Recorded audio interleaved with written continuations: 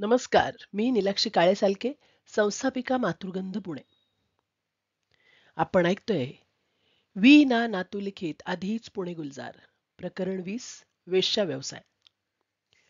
पुण्यातील वेश्यावस्तीचा भाग म्हणजे शुक्रवार पेठेतील दाणेआळी उर्फ बावनखणी, बुधवार पेठेतील ढमढेरे बोळ, शालूकराचा बोळ व पासोड्या विठोबाच्या अलीकडील काही भाग. बावनखणी पेशवे कालापासून अस्तित्वात होती असे म्हणतात. येथे वेश्या व्यवसाय चालत असलेली घरे बावनखण असलेली प्रशस्त अशी आढळतात. ढमढेरे बोळात हा व्यवसाय कधी सुरू झाला हे सांगता येणार नाही. या वस्तीच्या बोळाचे तोंड श्रीकृष्ण टॉकीज समोर सुरू होऊन त्याची हद्द चोळखण आळीत संपते. या बोळाचा उल्लेख आचार्य अत्र्यांनी आपल्या कवडी चुंबक नाटकात केला असून त्यातील एक पात्र पंपूशेठ आपल्या नोकराला ढमढेरे बोळातील मैनाबाईला बोलावून आणण्यास सांगते. शालूकराच्या बोळात हा व्यवसाय कधी सुरू झाला हे सांगता येणे कठीण आहे, परंतु या बोळाला महत्व आहे ते असे की हा बोळ म्हणजे पेशवे काळातील प्रमुख कापडपेठ. पेशव्यांचा शनिवार वाडा व आजूबाजूला असलेले प्रमुख सरदारांचे वाडे यामुळेच उंची कापडांची दुकाने या बोळात होती. थोरल्या माधवरावांच्या थेऊर येथे झालेल्या निधनानंतर त्यांची पत्नी रमाबाई हिने सती जाण्याचे ठरविल्यानंतर सतीच्या वाणाची खरेदी या बोळातील दुकानात झाली. शालू, पैठण्या, शेले वगैरे उंची कापडे येथील दुकानातून विकत मिळत असल्याने या बोळाला शालूकराचा बोळ असे नाव पडले असावे. माझ्या आठवणीत वाईट शिव्यात चौचाल, गाव भवानी, अखंड सौभाग्यवती, वाईट चालीची, छप्पन टिकलीची असे संदर्भ असत. या वस्तीचा व तेथील वेश्यांचा सर्वप्रथम उल्लेख आलेले वर्तमानपत्र म्हणजे पुणे वैभव. या वर्तमानपत्राच्या एका अंकात छापलेली बातमी अशी आढळते, काल रात्री तळेगावचा कोणी एक इसम येथील बावनखणीत गेला असता तेथील वारांगणेने त्याची अंगठी व लॉकेट काढून घेऊन त्यास लुबाडले. अशा रीतीने सदर इसमास आपल्या रांडबाजीचे चांगले प्रायश्चित्त मिळाले. पुण्याच्या वेश्या म्हणजे बहुतेक जणी बेळगाव, कारवार, हुबळी, होडगी, कुडची, गोकाक अशा महाराष्ट्र कर्नाटकाच्या सीमा भागातून आलेल्या असत. देवदासींच्या पोटी आलेली 4-5 जण मराठी चित्रपटसृष्टीत बरेच चमकले. मुंबईचे जागतिक कीर्तीचे एक स्त्रीरोग तज्ञ देवदासीच्या पोटी जन्माला आले. सर्वसामान्य लोकांना या वेश्यांविषयी फारच चुकीचे ज्ञान असे. वेश्या म्हणजे लुटारू हाच सर्वांचा समज. पण व्यवसाय काल सोडून या वेश्या समाज जीवनात समजूतदारपणे व सभ्यपणे वागत याची या लोकांना जाणीव नव्हती. संध्याकाळची व रात्रीची धंद्याची वेळ सोडून त्या येणाऱ्या जाणाऱ्याला विनाकारण साथ घालीत नसत. धंद्याच्या वेळी मात्र ए बब्या, ए छब्या अशी हाक मारत. ही हाक कुणाला उद्देशून नसे, रस्त्यावरून जाणाराचे लक्ष वेधून घ्यावे एवढाच त्यात हेतू असे. अजाणतेपणे कोणी त्यांच्याकडे पाहिल्यास ये रे ये असे म्हणत खोलीत जाण्याचा रस्ता किंवा वर जाण्यासाठी जिना असलेल्या जागी गरजू गिऱ्हाईक मालपारखी व पैशाची रुजवात करी. कधी 4-5 गिऱ्हाईके टोळक्यांनी येत व दुरूनच उभ्या असलेल्या वेश्यांपैकी कुणाची निवड करावी याची चर्चा करीत. सौदा ठरल्यावर गिऱ्हाईकाला निवड झालेली वेश्या खोलीच्या जरा आत घेऊन जाई. तिथे छपरी पलंग असे व बाहेरच्या अंगास सरकविता येण्याजोगा पडदा टांगलेला असे. तो सरकवून बाकीच्या वेश्या बाहेरच्या अंगास उभ्या राहून सावजे गटवताना दिसत. खोलीच्या भिंतींना गुलाबी रंग दिलेला आढळे. 10-15 वेश्यांच्या गटाला एक मालकीण असे. तिने प्रत्येकीला तिच्या पालकांकडून काही रकमेच्या मोबदल्यात विकत घेतले असल्यामुळे प्रत्येक वेश्येला गिऱ्हाईकाकडून मिळालेल्या पैशातून काही रक्कम मालकिणीला द्यावी लागे.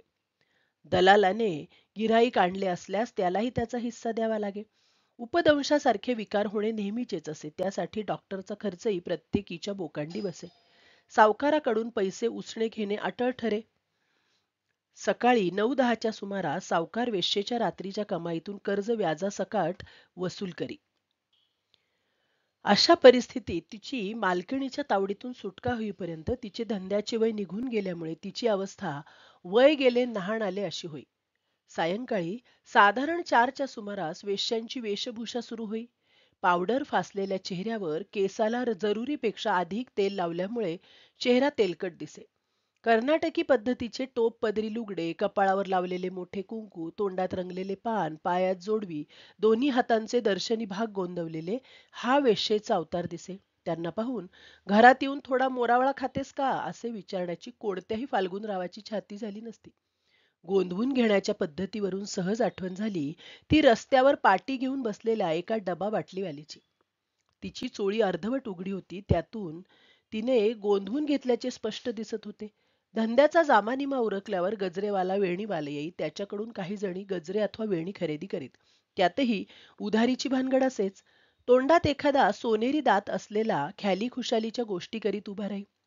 गरज पडल्यास साली कहीं की असे म्हणत तिच्या कानाखाली एक दोन आवाजही काढी. धंद्याच्या टायमाला गडबड नको असे म्हणत मालकीण उर्फ मावशी सांगेन गोष्टी युक्तीच्या चार अशा थाटात समेट घडवून आणी.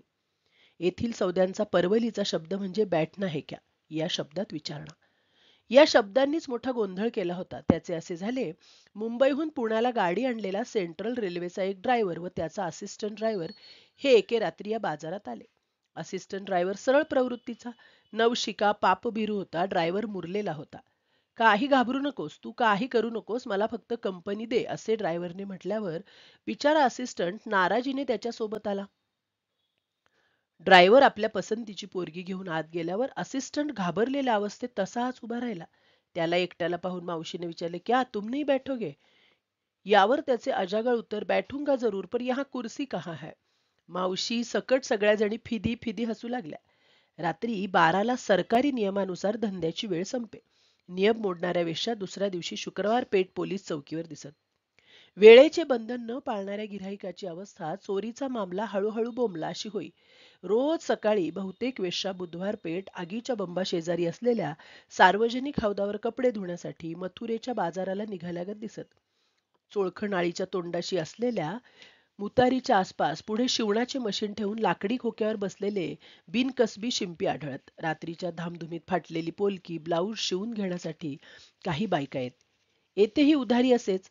सकाळी उशिरा उठणाऱ्या वेश्या खोलीच्या दरवाजात नाहीतर जिन्यात फतकल मारून तंबाखूच्या मिश्रीने दात घाशीत व समोरच पचापचा थुंकत. कधी कधी हॉटेलमध्ये खिमापाव खाऊन दुपारचे जेवण उरकीत. वकिलाकडे कारकून असणारा माझा एक परिचित चोळखणाळीतील एका वेश्येकडे गेला. तिने आधीच पैसे घेऊन यास, जल्दी करो असे म्हणून बरीच घाई केली. शेवटी 5 रुपये अक्कल खाती जमा करून हा परिचित बाहेर पडला. दाणेआळीतल्या एका रेशन दुकानावर रेशन धान्याच्या गैरव्यवहाराबद्दल दुकानावर धाड पडली. रेशन इन्स्पेक्टर माझ्या मित्राचा थोरला भाऊ होता. छाप्याचे काम सुरू असता दीनवाणा चेहरा करून एक भिकारी या रेशन इन्स्पेक्टर जवळ अजिजीने भीक मागू लागला. पगाराखेरीज प्रायव्हेट प्रॅक्टिस बरीच असलेल्या या इन्स्पेक्टरने भिकाऱ्याला 8 आणे दिले. त्याबरोबर भिकारी समोरच असलेली वेश्येची माडी चढला. जणू काय त्याला 8 आणे कमी पडत होते. असे एक ना दोन बरेच किस्से माझ्या संग्रही आहेत. ग्लोब सिनेमाकडे दत्त मंदिराकडून जाताना माडीवर काही नेपाळी वेश्याही दिसत. त्यांच्या भिंतीवर चिनी स्त्रियांची हातात पंखे घेतलेली चित्रे टांगलेली रस्त्यावरून दिसत. गाणाऱ्या 2-4 नायकिनी फक्त दाणेआळीतच आढळत. ढमढेरे बोळ, शालूकराचा बोळ हा गद्य भाग. गाणाऱ्या नायकिणीची साथ करणाऱ्या वादकांना साजिदे म्हणत. वादक म्हणजे एक पेटीवाला, एक तबलजी आणि एक ट्रँगल वाजवणारा. नायकिणीला मिळणाऱ्या दौलतजाद्याच्या मिळकतीमधून ठराविक हिस्सा प्रत्येक वादकाला मिळे. समेवर येताना चाळ बांधलेल्या नायकिणीच्या पायाचा दणका रस्त्यावरूनही ऐकावयास मिळे. समेवर येताना तबलजी एक विशिष्ट थाप मारी. त्या प्रकारची थाप तमाशातल्या संगीत बारीतही ऐकायला मिळे. भारत गायन समाजात दिवसा तबला शिकवून रात्री दाणेआळीत गाण्याच्या बैठकीत तबल्याची साथ करणारा तबलजी सदाशिव पेठेत राहत असे. नृत्य नाट्यात नृत्य बसवून घेणारा एक नर्तक रात्री या वस्तीत भटकताना आढळे. समेवर येताना तबलजी तबल्यावर थाप नक्की कशी मारीत असे हे जाणण्यासाठी माणूस चित्रपटात राम मराठ्यांनी गायलेल्या गुलजार नार नारी या पदाचे वेळी प्रभातचे तबलजी बाळासाहेब रुकडीकरांनी मारलेली तबल्यावरील थाप जरूर ऐकावी, अभ्यासावी. माझ्या आठवणीतील या वस्तीतील नायकीण सिटी पोस्टाचे मागचे बाजूस असलेल्या करी पेंटरांचे दुकानाच्या अलीकडे असलेल्या घराच्या माडीवर व्यवसाय करी. खिडक्या दारांना लावलेले काचेच्या नळ्यांचे पडदे व गॅलरीत टांगलेला पोपटाचा पितळी पिंजरा आजही मला आठवतो. या वस्तीतल्या गायिकांकडे फक्त तबला पेटीचीच साथ असे. या गायिकेकडे मात्र तबला पेटीच्या बरोबर एका मुसलमान सारंगियाची पण साथ असे. वर्ण गव्हाळ, तोंडावर देवीचे वण हे हिचे रूप. आवाज मात्र छान. माणूस चित्रपटातील कशाला उद्याची बात हे पद ही सुंदर म्हणे. तिची ही कीर्ती प्रभात फिल्म कंपनीतील संबंधितांच्या कानी गेली. त्या मंडळींनी हिचे गाणे ऐकले, खुश झाले. याच गुणाच्या जोरावर तिला प्रभातच्या 10 वाजता चित्रपटाच्या हिंदी आवृत्तीत 1-2 पदे गाण्याची म्हणजे प्लेबॅकची संधी मिळाली. पुढे 1-2 वर्षांनी खेड शिवापूरहून एक मुलगी पळवून आणण्याच्या आरोपावरून ही पुण्याहून तडीपार झाली. हिच्या गाण्याला चांगले चांगले प्रतिष्ठित लोक येत याच संदर्भात याच वस्तीत काही काळ गाणे बजावण्याचा व्यवसाय करणाऱ्या एका थोर गायिकेविषयी न लिहिणे अन्यायाचे होईल. अर्थात माझ्या आठवणीत ही गायिका पुण्यास राहत नसे. माझ्या तिच्याविषयीच्या आठवणी मी गंधर्व नाटक मंडळींचे ऑर्गन वादक केशवराव कांबळे यांचे तोंडून ऐकल्या त्या अशा. स्थूल बुटका बांधा, थोडेसे पुढे आलेले दात अशी ही गायिका शुक्रवार पेठ पोलीस चौकीसमोरील नारायण तात्याबा केंदुरकर या तबल्याच्या व्यापाराचे जे दुकान अजूनही ज्या घरात आहे त्या घराच्या सर्वात शेवटच्या मजल्यावर कोपऱ्यावरच्या खोलीत राहत असे व गाण्याचा व्यवसाय करीत असे. बैठकीची लावणी गावी तर तिनेच. अदाकारी गळ्यातून काढताना केलेले हावभाव हा या गायिकेचा खास गुण. मराठी व उर्दू उच्चार नजाकत भरे असत. हिच्या उर्दू शब्दांच्या उच्चारावर खुश होऊनच हैदराबादच्या निजामाने आपले काव्य गाण्याचा अधिकार हिंदुस्थानात फक्त हिलाच दिला होता. एकच प्याला नाटकातील सिंधूच्या पदांना चाली हिनेच दिल्या होत्या.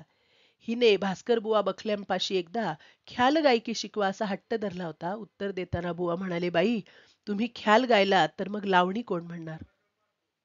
ख्याल गाण्या इतकेच तुमचे गाणेही श्रेष्ठ आहे. माणूस चित्रपटात हिने गायलेली एक तारीवरील भजने कानाला आजही आनंद देतात. स अ शुक्लांचे वनवासी राम माझा सांगा कुणी पाहिला हे गीत ध्वनिमुद्रिकेत गाऊन महाराष्ट्रात भावगीतांची परंपरा चालू करण्याचा मान याच गायिकेचा. ही गायिका गावात खाजगी बैठकी पण करीत असे. गोपाळराव नावाचा हिचा एक रसिक श्रोता होता. तो तिला एकदा सहज म्हणाला, बाई देव भावाचा भुकेला. यावर ती म्हणाली, अरे म्हाताऱ्या, देव हावभावाचा भुकेला असे म्हण. कठीण बाई बडोद्याची चाकरी माडीवरती माडी बांधली. येणे जाणे का हो वर्जिले तुम्ही सख्या माझे घरी.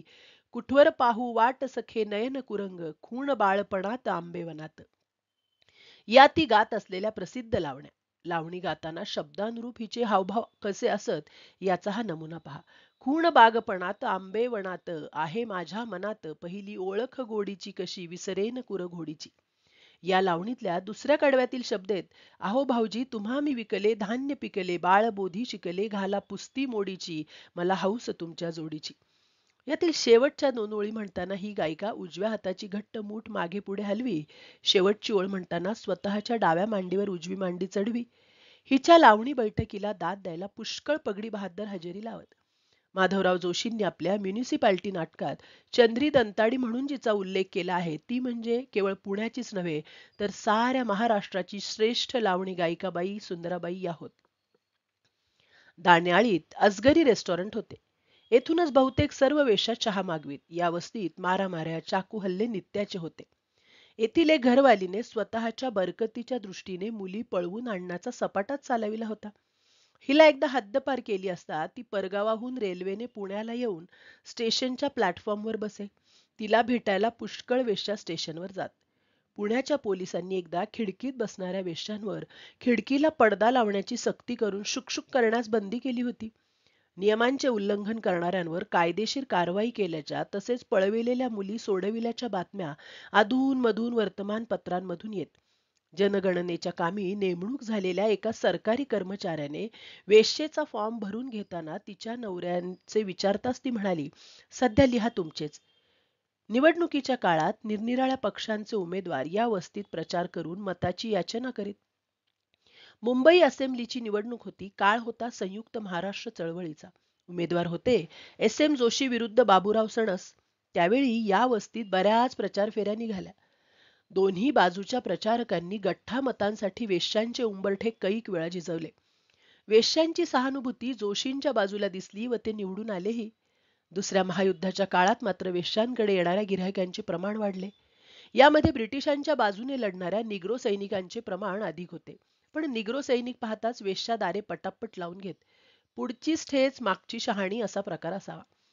निग्रो सैनिकांच्या पाठोपाठ लष्करी मोटारीतून मिलिटरी पोलीस पण येत व सैनिक शिरलेल्या वेश्यांच्या घरात शिरून सैनिकांची मानगूट पकडून किंवा वेळ प्रसंगी कमरेत बुटाची लाथ हाणून मोटारीत कोंबत व घेऊन जात. लष्करी कायद्याने सैनिकांना वेश्यावस्तीत येण्यास मनाई होती. त्या काळी वेश्यांच्या उद्धाराची त्यांच्या लेकराबाळांच्या शिक्षणाची विवंचना कुणाला पडल्याचे दिसत नव्हते. गणपतीची वर्गणी कदाचित कमी जमत असावी. माझ्या आठवणीत गणेश चतुर्थीच्या आधी 5-6 दिवस खुद्द दाणेआळीत श्री गजाननाच्या मूर्तीची विक्री होई. त्यासाठी रस्त्यावर खोल्या असलेल्या वेश्यांचा जागा व्यापारी भाड्याने घेत. ही प्रथा कशी पडली याचे ज्ञान मला नाही, पण या निमित्ताने संभावित लोक या वस्तीत उजळ माथ्याने फिरत हे मात्र खरे. एके दिवशी मी संध्याकाळी बुधवार पेठेतून शनिवार वाड्याकडे जात असता शालूकराच्या बोळातून पांढरा जब्बा, पायजमा, डोक्यावर मागे वळविलेले भरपूर केस, डोळ्याला काळा गॉगल घातलेली एक व्यक्ती बाहेर पडली. तिचा माझा परिचय नव्हता, पण मला ती माहीत होती. ही व्यक्ती आता कोठे जाते या कुतूहलापोटी मी तिच्या मागोमाग जाऊ लागलो. सिटी पोस्टावरून श्रीकृष्ण टॉकीजच्या बोळात शिरून ती व्यक्ती ढमढेरे बोळात शिरल्याचे पाहताच मी जागच्या जागी थबकलो. ती व्यक्ती मराठी चित्रपटसृष्टीतील मातब्बर व्यक्ती होती. दाणेआळी सोडून इतर भागात म्हणजे ढमढेरे बोळात व शालूकराच्या बोळात आढळणारे दुर्दैवी प्राणी म्हणजे हिजडे. दुर्दैवी म्हणण्याचे कारण म्हणजे निसर्गाची अवकृपा झाल्याने म्हणा किंवा लहानपणीच सक्तीने झालेल्या खच्चीकरणामुळे म्हणा, यांची अवस्था धोबी का कुत्ता न घर का न घाटका अशी होती. यांच्यातही पुरुष वेशधारी व स्त्री वेशधारी असत. गाणे गाऊन भीक मागणे, आंबट शौकीनांच्या सृष्टीविरुद्धच्या कर्मास पैशाच्या लोभाने मान्यता देणे, डोक्यावर देवीची परडी घेऊन देवीच्या नावावर पैसा कमवणे, हाच यांच्या उपजीविकेचा मार्ग. गणेश पेठेत पण हिजडे आढळत. अंग ओवाळून चालणे, पैसे न देणाऱ्याचा व देणाऱ्याचा निषेध म्हणून टाळी वाजवणे या यांच्या खास लकबी होत्या. स्त्री वेशधारी हिजडे लुगडे नेसत, वाढवलेल्या केसांचा आंबाडा बांधीत, हातात बांगड्या भरीत, कपाळावर कुंकू लावीत, नाकात हलक्या मोत्यांची नथ घालीत, पायात जोडवी घालीत. हे हिजडे डोक्यावर परडी घेऊन बाहेर पडले म्हणजे बरोबर तुणतुणे वाजविणारा, गळ्यात ढोलकी अडकवलेला असे 2 हिजडे बरोबर घेत. भीक मागणी बाजारपेठेतच होई. कटकट नको म्हणून किंवा दुकानासमोर टाळ्या नकोत म्हणून दुकानदार त्यांना पैसे पण देत. स्त्री वेशधारी हिजड्यांची दाढी वाढल्याचे पण दिसे. पुरुष वेशधारी हिजडा वाढलेल्या केसांचे चंबोळे करून वर टोपी घाली, पण टोपीच्या मध्यभागावर आलेले टेंगूळ दिसे. नवरात्रात चतुशृंगी देवालयाच्या पायऱ्यांवर हिजडे भीक मागण्याकरता उभे असत.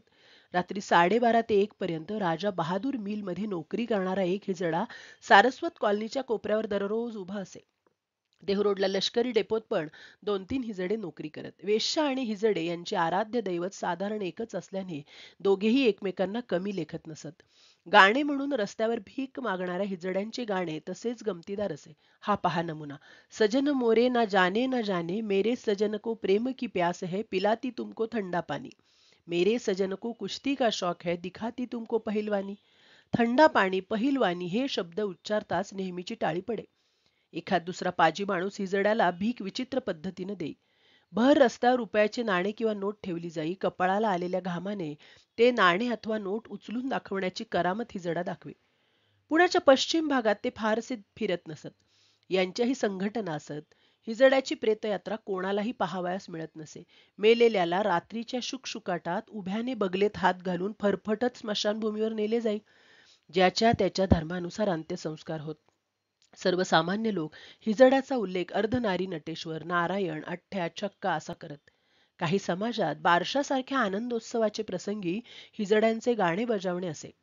ज्याचे नाव ठेवावयाचे असेल अशा बाळाला सर्वप्रथम हिजड्याची मांडीवर ठेवण्याची प्रथा होती. अशा प्रसंगी हिजड्यांना खूप कमाई होई. भेटूया पुढल्या प्रकरणात. धन्यवाद.